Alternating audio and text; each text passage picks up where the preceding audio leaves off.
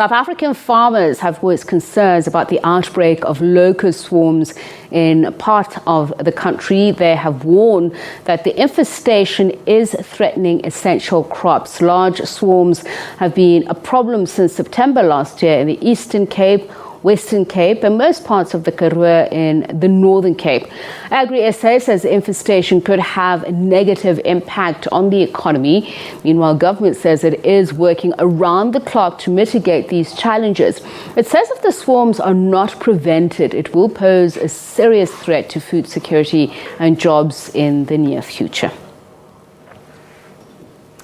Dr. Gerhard H Verdoorn is Director of Griffon Poison Information Centre, Operations and Stewardship Manager of Croplife SA. He joins us now from Gqeberha in the Eastern Cape to talk about this. A very good evening to you and thank you so much for speaking to us.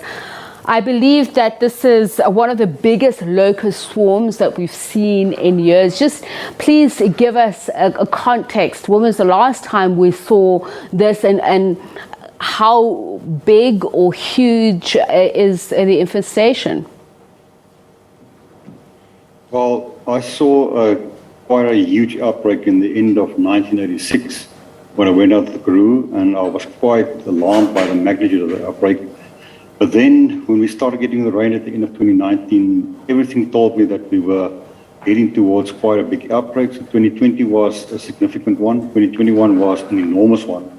And now at the end of 21 and into the summer of 2022, I've seen the biggest outbreak I've ever seen in my life. And we had a swarm arriving in Bothaville in the Free State in May last year, which was really, really cold, of nearly 23,000 hectares. And what I've heard this year in the last couple of weeks from farmers in the northern parts of the Karoo and the Kalahari and the Makwaland and so on, and even down to the Eastern Cape, swarms that we estimate can be anything from 4,000 hectares up to possibly 54,000 hectares. So the outbreak is really of epidemic proportions, and it is all over the arid zone, into the Great Karoo, the Little Karoo, Namakwaland, Bushmanland, the Kalahari, and I'm even worried to say that I've heard some vague reports of even into the winter rainfall areas of Western Cape. So my concern is growing by the day because I've never seen an outbreak of this magnitude ever. And I understand that there are fears of it spreading to other parts, Middelburg, Cradock? Well, I got a report from Middelburg already in November last year, so that was of great concern to me because Cradock is starting to become a crop farming area and a very important fodder area for dairy farmers. And from Cradock eastwards, you find lots of small black farmers and a lot of small white commercial farmers. And my fear was for the locust invaders is having a severe impact. Now, it never materialized, but now if you look at the magnitude of the outbreak in places like the Karoo and Middelburg that you see behind me on the screen, and those, the locust outbreak is now in the second generation, and there's a slight chance of even having a third generation going on until the end of May. Now, if this third generation materializes, in other words, if the temperatures hold and the soil stays moist, these things could possibly move into the real crop farming areas of the Western Free State, some parts of the Northern Cape around Ventersburg and those areas, and then deep into the Eastern Cape grassland areas where there are many, many farmers that either have large tracts of land under crops or smaller farmers with small tracts of land under crops. What we've also seen in the Karoo now, in many parts of the Little Karoo and the Great Karoo and the Northern Karoo, is many of the farms changed a little bit over the last 20 years. And instead of being just purely extensive livestock farms, they also started planting small patches of lucerne and maize, cabbages, ornamentals, and this is the lifeline of many of the farmers. In other words, it's the cash income on a month-to-month basis. And I've heard from many farmers over the last 2 weeks before phoned up and said the lucerne was completely wiped out, the maize crop was devastated, and the patch of cabbages they planted as a cash income is now completely gone. So the impact on the Karoo farmers with small patches of land is already there. And our worry is now if the locust swarm continue to expand in range and in magnitude, it might spill over into some of the Eastern Cape areas and also the Western Free State. Luckily, most of the cash crop is now at the ripening stage or virtually dried off, so I do not think it will have such a vast impact. But still, there might be people with crops that are in the green phase, are busy producing, and we don't want the locust swarm to go in there and really wipe out the farmer's income for the next couple of months. So is there a danger of threatening food security as we speak unless the situation is brought under control? I do not think for the country's greater food security there's a grave risk, because remember our large-scale farmers have all now reached the point of getting close to harvesting time, so these are not the traditional locust areas.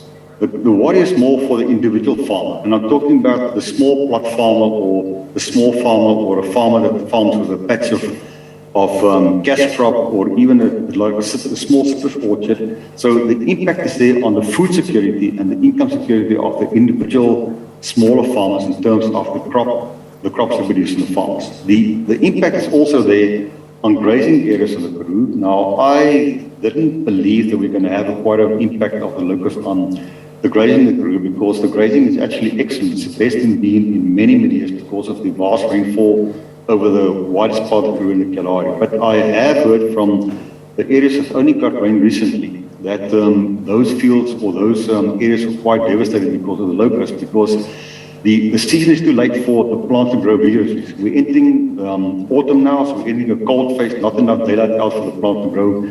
So the bit of growth that materialized after the beginning of January until the middle of February is now under threat from the locust swarm. The locust swarms are enormous all over the country. So it's not a case of the mass food security from in South Africa. It's a case of the food security of individual farmers or small regions, or then their own income stream, which will be affected severely in the next couple of weeks.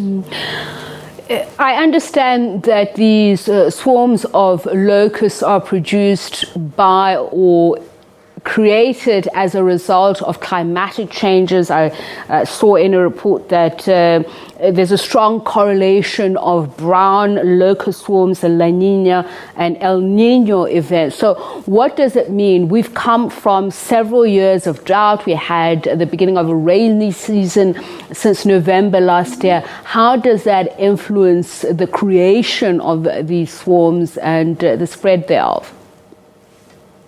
Well, the locust outbreak of emergence is completely linked to the wet seasons of the Karoo. Now, we all know the Karoo came through a devastating 6 to 8 year drought.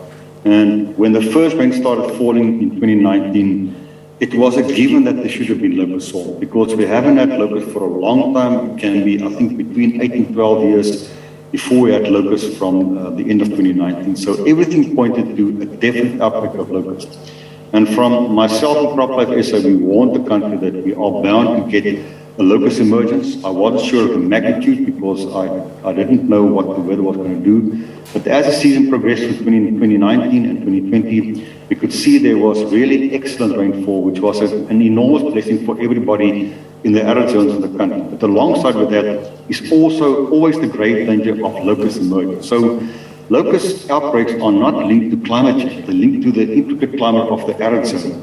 And when you've got a very long and dry spell in the Karoo and the Kalahari, there is no locust outbreak possible. But when you get a condition where there's widespread rainfall in the summertime, in other words, when your soil moisture goes up beyond 30% and the atmospheric temperature day and night is over 16 degrees Celsius, then there technically has to be a locust outbreak. So it is very strongly linked to the climate of the Karoo. And anybody who did not believe in 2019 that we would have locusts was totally ignorant and oblivious to the fact that we have the conditions that were completely conducive to a locust outbreak from 2019, possibly up until the middle of 2023. So, as you say, it's linked to the climatic changes in the Karoo. What happens when the locusts lay eggs, for instance, in the soil? Can they survive for periods of time without rainfall, and do they then emerge because of rainfall or when that weather changes? I just want to understand how it works and how you just have this explosion of a swarm of locusts of such biblical proportions as you've said. Yeah, look, there's always some grasshoppers in the Karoo. Now, the grasshoppers are solitary animals. They live in their own, and you always find them wherever you walk around the Karoo, even any place in the Highveld where I live in the Eastern Cape, in Klavergaard. But when the conditions start becoming conducive, then the females start laying large numbers of eggs. So a female can deposit 300 eggs in a very short period of time. When those hatch, they start aggregating in small little numbers, they start going through their phases of development, they lay eggs again, and before you know, then you've got significant swarms of a hectare or two, and they start aggregating in bigger swarms. So the cycle starts growing in magnitude, just like a nuclear explosion. So it's like a chain reaction. And within 4 to 8 weeks after the good rains, you start getting these little swarms developing. And within about 3 months after the good rains, you start getting really large swarms. And as time goes on, they keep on breeding and they keep on depositing eggs, and the conditions remain okay. The eggs hatch and they grow in magnitude because every female is the mother of 300 new little hatchlings within a couple of weeks. So it just starts growing in orders of magnitude up until the point we've reached now, where you talk about literally thousands of hectares covered by flying swarms.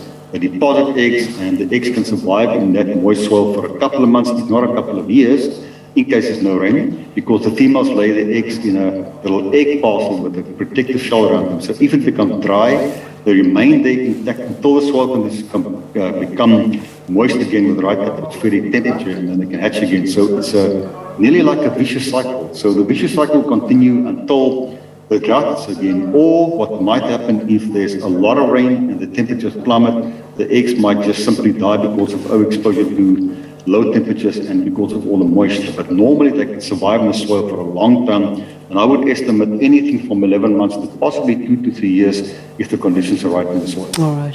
Dr. Verdoorn, it's a pity we've run out of time, but hopefully we find some time to talk about, an early warning system as such, which you've mentioned that there were warnings thereof, but measures of control that would prevent this. Thank you so much for speaking to us, Dr.